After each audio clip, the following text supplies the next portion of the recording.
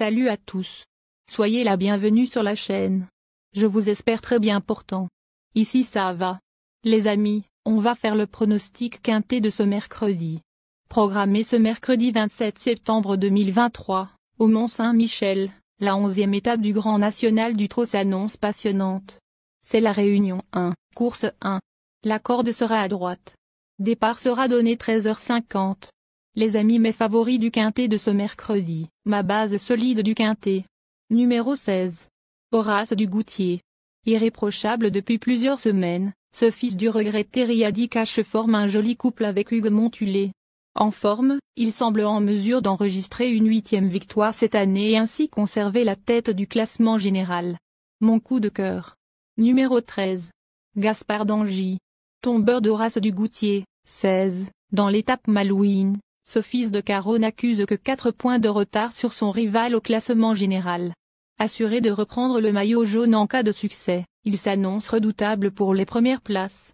Ma dernière minute du quintet. Numéro 14. Gigolo Lové.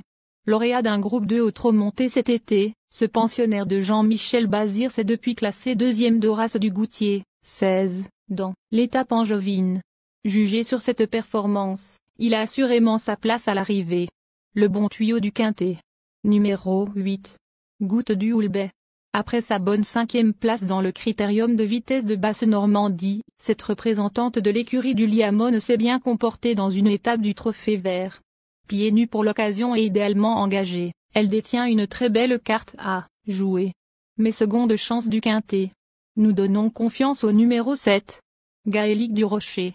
Cheval dur à l'effort. Cet élève de Franck Leblanc avait réalisé une très belle performance à Saint-Malo derrière Gaspard d'Angy, 13, et Horace du Goutier, 16. Seulement 10e à Vincennes ensuite, il retrouve Benjamin Rochard à son sulky et pourrait bien en profiter pour monter sur le podium.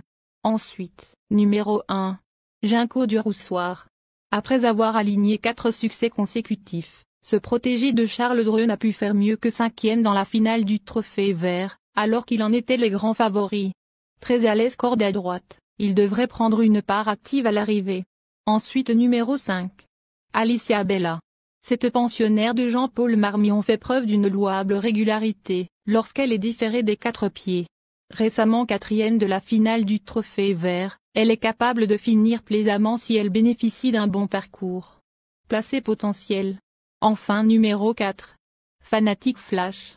5e de l'étape de Saint-Malo début août, ce fils d'Offshore Dreham a depuis repris de la fraîcheur.